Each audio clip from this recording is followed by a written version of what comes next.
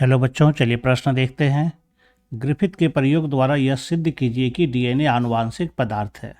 तो चलिए जानते हैं। सबसे पहले इससे संबंधित हम मुख्य अवधारणा को देखते हैं। मुख्य अवधारणा। तो यहाँ पर कहा जा रहा है कि डीएनए आनुवांशिक पदार्थ है, इससे संबंधित प्रयोग करने के लिए। तो डीएनए आनुवांशिक पदार्थ है,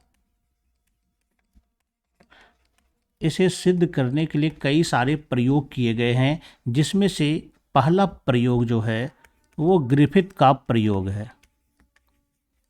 ग्रिफिथ का प्रयोग है, जिन्होंने यह साबित किया, ग्रिफिथ ने, कि डीएनए क्या है, एक आनुवांशिक पदार्थ है। तो कैसे साबित किया, तो चलिए ये हम लोग जानते हैं। तो ग्रिफिथ यानी फ्रेडरिक ग्रिफिथ ने 1928 ईस्वी में, फ्रेडरिक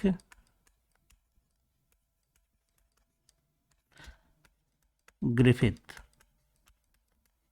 इन्होंने 1928 में एक प्रयोग किया और इस प्रयोग के द्वारा इन्होंने यह साबित किया कि डीएनए आनुवांशिक पदार्थ है। तो इसका जो प्रयोग था वह जीवाणु पर यह प्रयोग हुआ था। इन्होंने दो प्रकार के जीवाणु को लिया था, जो कि डिप्लोकोकस न्यूमोनिया का जीवाणु था।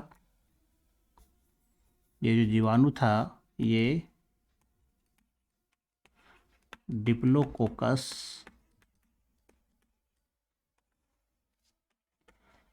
न्यूमोनिया जीवाणु था, जिसके कारण निमोनिया रोग होता था। इन्होंने एक आर स्ट्रेन लिया था और एक एस स्ट्रेन लिया था। दो स्ट्रेन के जीवाणु को लिया था। ये क्या होता है स्ट्रेन, चलिए ये जानते हैं पहले, इसके बारे में भी थोड़ी सी। जो आर स्ट्रेन होता है, यह जीवाणु बीमारी पैदा नहीं करती है, यानी कि यह रोग कारक नहीं होती है। जबकि एस स्ट्रेन जो होता है यह रोग कारक होता है। एस स्ट्रेन जो होगा वो रोग कारक, जबकि आर स्ट्रेन रोग उत्पन्न नहीं करती है। एस स्ट्रेन की पहचान है कि इसके ऊपर कैप्सूल का आवरण होता है। कैप्सूल आवरण जो कि पॉलीसैकेराइड का बना होता है, इसी के कारण यह रोग उत्पन्न करती है। तो ग्रिफिथ ने जो प्रयोग किए थे, उस प्रयोग में इसका जो पहला प्रयोग ये रहा था, उन्होंने सबसे पहले आर स्ट्रेन जीवाणु को लिया था और इस जीवाणु को इन्होंने एक मूसा या फिर कह सकते चूहा में इंजेक्ट किया था, उसे इंजेक्शन के रूप में दिया गया था। तो इसके कारण देखा गया, आर स्ट्रेन जीवाणु के कारण यह चूहा जो है यह जीवित रहा, यानी कि इसे बीमारियां नहीं हुई। तो इससे पता चला कि आर स्ट्रेन जो है यह बीमारी उत्पन्न नहीं करता है। दूसरा, इन्होंने एस स्ट्रेन के लिए भी प्रयोग किया। एस स्ट्रेन जीवाणु को लिया और इसे भी उन्होंने चूहा पर प्रयोग किया। तो इसमें चूहा जो है यह मृत हो गया। इसका मतलब एस स्ट्रेन रोग उत्पन्न करता है, इसके कारण ये रोग उत्पन्न हुआ, निमोनिया बीमारी हुआ, निमोनिया बीमारी से मर गया। तीसरा, इन्होंने प्रयोग किया कि जो एस स्ट्रेन था, एस स्ट्रेन जीवाणु, इसको क्या किया गया, गर्म करके मृत कर दिया गया। इसको गर्म करने से यह मृत हो गया। इसके बाद इसे जीवित चूहा में डाला गया तो देखा गया कि चूहा मृत नहीं हुआ, चूहा जीवित रहा। इसका मतलब है कि एस स्ट्रेन जीवाणु को अगर गर्म कर दिया जाए तो इसमें जो रोग उत्पन्न करने की क्षमता है ये समाप्त हो जाती है। चौथे प्रयोग में इन्होंने एस स्ट्रेन मृत जीवाणु को लिया गया और इसके साथ उन्होंने आर स्ट्रेन भी लिया जो कि जीवित था।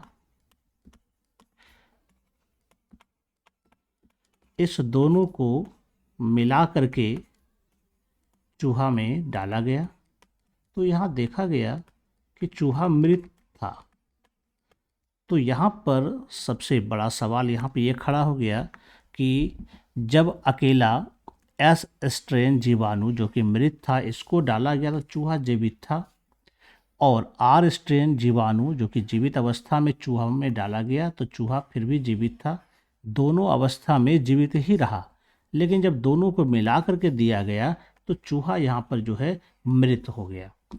तो ग्रिप्त ने बताया कि इस एस स्ट्रेन में जो रोग उत्पन्न करने की क्षमता थी तो इसका कोई पदार्थ आर स्ट्रेन में गया, जिसके कारण आर स्ट्रेन जो है यह जो है एस स्ट्रेन में परिवर्तित हो गया और एस स्ट्रेन ही ये क्या किया, यानी कि आर स्ट्रेन एस स्ट्रेन में बदल गया, यानी कि एस स्ट्रेन का जो गुण था वो आर स्ट्रेन में आ गया और ये जीवित होने के कारण चूहा में इन्होंने बीमारी उत्पन्न किया और चूहा मृत हो गया। लेकिन ग्रिप्त ये नहीं बता पाया कि आखिर कौन सा वो पदार्थ था जिसके कारण ऐसा संभव हुआ, यानी कि ग्रिप्त ने यह नहीं बताया कि जो एस स्ट्रेन से जो आर स्ट्रेन में स्थानांतरित हुआ था ये तो मृत था, लेकिन कहा गया इससे कोई पदार्थ आर स्ट्रेन में गया है और ये आर स्ट्रेन भी क्या हो गया, ये जो है रोग कारक बन गया और इन्होंने ही चूहा को बीमार कर दिया और चूहा यहाँ पर मृत हो गया। तो इसे तो पता नहीं चला, लेकिन 1944 में जो है अलग अलग वैज्ञानिक जो कि एवेरी, मैकएवेरी, मैक्लिऑड और मैकार्टी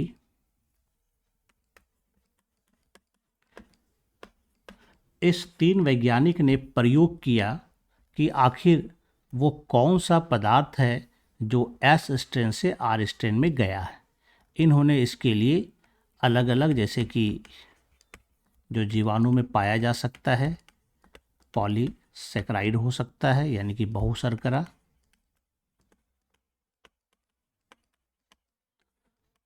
या फिर हो सकता है कि प्रोटीन हो, या फिर हो सकता है कि डीएनए हो। इस तीनों को अलग अलग करके एंजाइम की सहायता से प्रयोग किया गया, यानी कि पहले प्रयोग में पॉलीसेकेराइड को नष्ट किया गया, दूसरे में प्रोटीन को नष्ट किया गया, तीसरे में डीएनए को नष्ट किया गया। तो हम देखें कि सिर्फ और सिर्फ जब डीएनए नष्ट किया गया तभी चूहा जीवित रहा, बाकी इस दोनों अवस्था में जो है चूहा मर जाता है। यानी जब जब डीएनए इसका रहा है तब तब आर स्ट्रेन ने चूहा को बीमार किया है। इसका मतलब क्या है, एस स्ट्रेन से आर स्ट्रेन में जो गया है वो डीएनए गया है, यानी कि इसका मतलब ये साबित होता है कि एस स्ट्रेन का जो डीएनए था वो आर स्ट्रेन में गया है ना, क्योंकि ये एस स्ट्रेन था जिसके चारों तरफ कैप्सूल होता है। मरने के बाद जब ये मृत हो जाता है ये कैप्सूल सब नष्ट हो जाता है, लेकिन ये जो आर स्ट्रेन होता है इसमें कैप्सूल नहीं होता है, लेकिन जब इसका डीएनए इसमें जाएगा तो यह आर के चारों ओर भी कैप्सूल का परत बनाता है और ये रोग कारक हो जाता है। यानी कि यहाँ पर डीएनए ही वो कारक है जो एस से आर में गया है और उसे रोग कारक बना दे। इसका मतलब क्या है यहाँ पर? इस प्रयोग से यह अच्छी तरह से यह साबित होता है कि डीएनए ही आनुवांशिक पदार्थ है। तो यहाँ पर आशा करता हूँ कि आप अच्छी तरह समझ गए होंगे। धन्यवाद।